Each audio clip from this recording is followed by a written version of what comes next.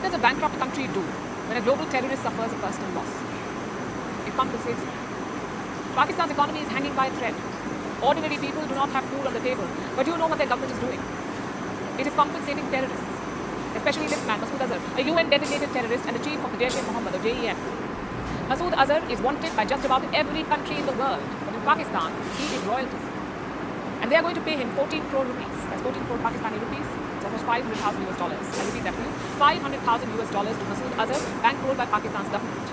Why? Because 14 members of his family were killed last week when India hit terror camps inside Pakistan. The Jaish headquarters in Bahawalpur were targeted. This is an 18-acre compound in Pakistan's Punjab province. The central building is called the Markaz Subhanallah. It was destroyed by Indian missiles. Several Jaish terrorists were killed, and Masood Azhar's family was also wiped out, including his wife, children, and elder sister. 14 members.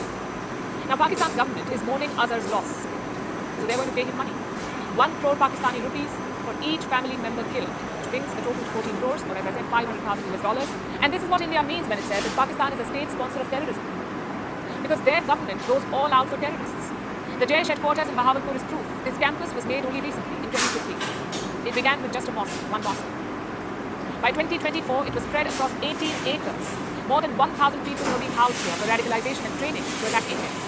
And look at the kind of facilities they had. They had a solar field. They had 7 multi-story buildings. They had firing ranges, swimming pools, livestock farms, even high-speed internet. A setup like this in the heart of Pakistan's Punjab would have cost a lot of money. Where do you think that money came from? From the Pakistani army and their intelligence wing, the ISI. Reports say the ISI used third parties to fund the Jaish-e-Mohammed. The total support is estimated to be about $15 million. That's $15 million every year. The support they give the Jaish-e-Mohammed. And that's not all. The ISI has given $30 million worth of real estate to Jaish-e-Mohammed. That explains their massive terror pad. It also explains Pakistan's game plan. First, they beg the IMF for money. Once the checks are in cash, the army takes over. And then the ISI ropes into the dirty work. It siphons the money and gives it to terrorists. And they're doing the exact same thing this time as well. This is a well-oiled terror factory. Now look at the contrast. India is demolishing the headquarters of a globally designated terrorist, and Pakistan is compensating him with $500,000. In the end, who stands to gain? Masood Azhar, the man behind multiple terror attacks on India, the 2001 Parliament attack, the 2016 Pathankot air base attack, the 2019 Pulwama bombing. Pakistan's compensation to Masood Azhar is not a payout, it is blood money, stained with the lives of innocent Indians. And this is Pakistan's reality. Their economy is in free fall, their people are struggling to make ends meet, daily bread is a luxury, yet Pakistan has money for Masood Azhar. And here's the kicker. Pakistanis know how bad this is. Of course, they're living this nightmare. Thousands have fled to West Asia, only to be sent back in humiliation. We have the latest numbers.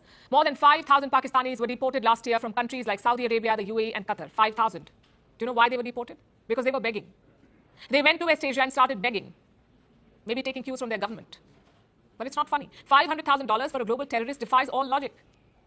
But then again, this is Pakistan. It's a country where terrorists are given state funerals, where bodies of terrorists are wrapped in the national flag, and as always, the international community is silent. No headlines, no primetime debates, not even a reluctant editorial. So let me ask the tough questions here. First to the IMF, do you know where your money is going? Is it feeding the hungry? Or is it funding terror? You've given 24 bailouts to Pakistan, the highest number to any country. What are they doing with your money?